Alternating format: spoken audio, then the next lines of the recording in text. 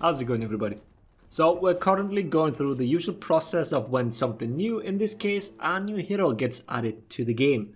People are trying to process all the things that they haven't experienced before, and everyone reacts differently. But when you see the issue being discussed, it's always the same words that are being thrown around. You've seen them in the title and thumbnail already: unreactable, unavoidable, unpunishable, whatever. Lots of them. And I don't really want to sweep any of them under the rug, as it's important to look at the context of each and every one of them. Especially the connotation is important. For some, unreactable is something negative. For others, it is something quintessential to the game. So while we are in the middle of this, and it will be for another 2 weeks or so as Griffin releases to everyone this Thursday, I think this is a good time to take a closer look and actually look at all these adjectives and not leave them as empty platitudes. And I don't really want this to be another lecture or anything of that sort.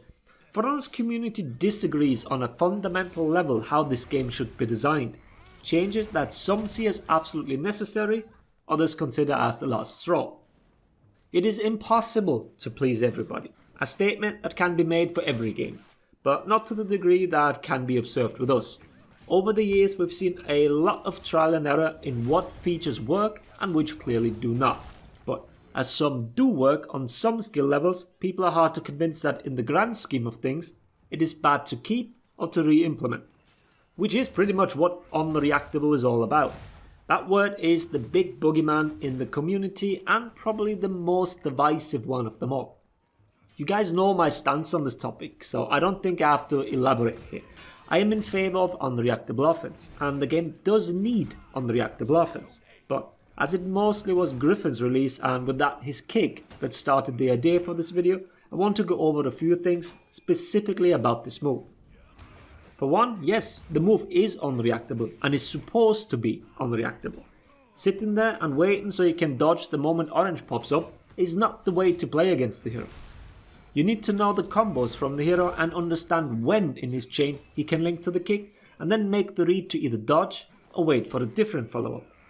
Which brings me to my first point. Someone mentioned in my comments, and I thought it was really interesting, the reason why a lot of people complain about the kick is because he punishes inaction much harder than comparable mix-ups.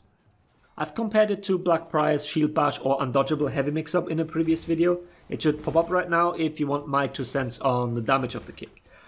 In Blackbriar's case, if you just sit there and desperately try to react to the bash, which you most likely cannot do, but somehow still try, all you get punished for is the 14 damage of the bash follow-up. And as you are obviously too slow to react to the bash, you will gladly take the opportunity to parry the Undodgeable Heavy.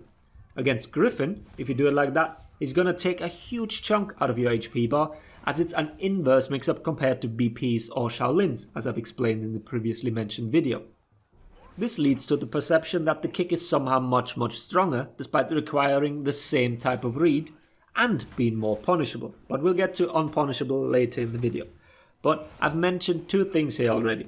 First of all, read, and then that you need to know when in his chain Griffin can access said mix-up. Because there are 2 types of unreactable.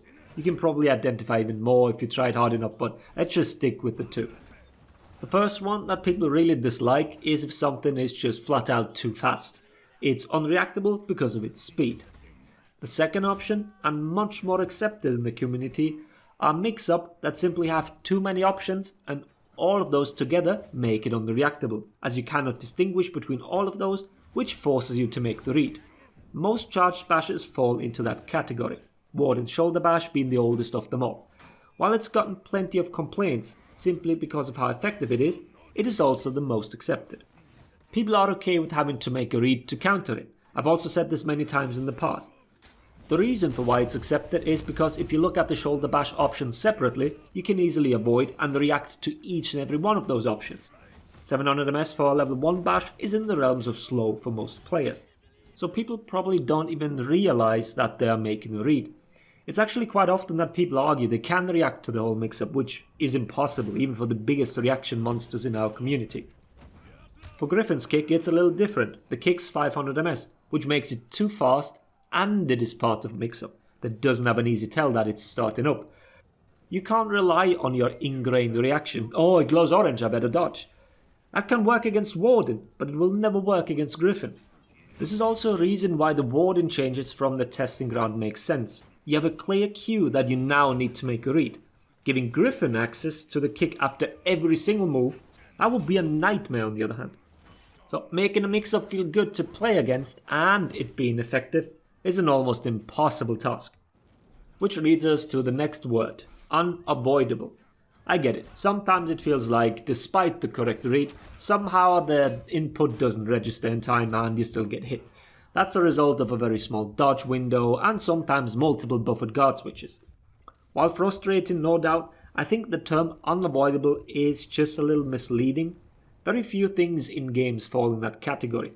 Well, depending on how you define it. Maybe team deflect ganks can count here, or maybe others even consider every gank that puts you in block or hit stun, which means follow-up attacks are unavoidable. I'm not too keen on this adjective in general, especially when it comes with a certain undertone. It's unavoidable to have unavoidable attacks as soon as multiple people are involved, but this can lead to every single move being guaranteed somehow. There's way too much nuance to this. How much damage is unavoidable? How easy is it to make it unavoidable? And so on. In these cases, the interaction between moves is probably what needs looking at. Is it only really strong in one combination? Or is it strong whatever you combine it with? But yeah, then for the last one, and probably the most misused one of them all, unpunishable. Lots of moves are somehow unpunishable. Light spam is unpunishable. Bashes are unpunishable. I'm sure everything at some point has been categorized as such. The problem is that sometimes it actually is true. Many characters cannot punish bashes, for example. Requiring a pre-dodge before the move has even been thrown out to get a confirmed GB is not really what I consider punishable.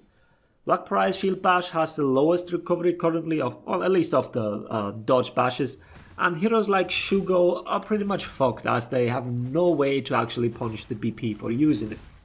But once again, this video started because of Griffin's kick, and that move is punishable every single time you dodge it. The only exception is if you're out of stamina, but otherwise you can either get your dodge attack or a GB in a 1v1 situation. This quote-unquote property of a move being unpunishable is easily quantifiable by looking at its recoveries.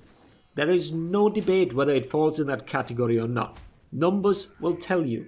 Arguing against those numbers disqualifies you from the discussion.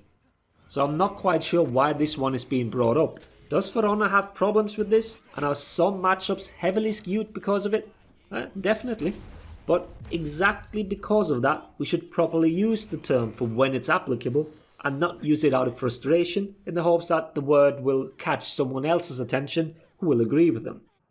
If we started labeling problems correctly, well, not just problems, I don't know, maybe it's just a lack of proper terms. A glossary for Honor does exist, but to get one's point across, it's always easier to rally the majority with the help of buzzwords. We can see it with the word oppressive. The community has been using it to describe specific mix-ups, which then means that Ubisoft adapts the term to show that they are in fact listening to the community. And please don't get me wrong, Ubisoft is very receptive to feedback and I do feel like they're listening to us. So this is not me being unappreciative here. But as shown, this brings another set of problems with it.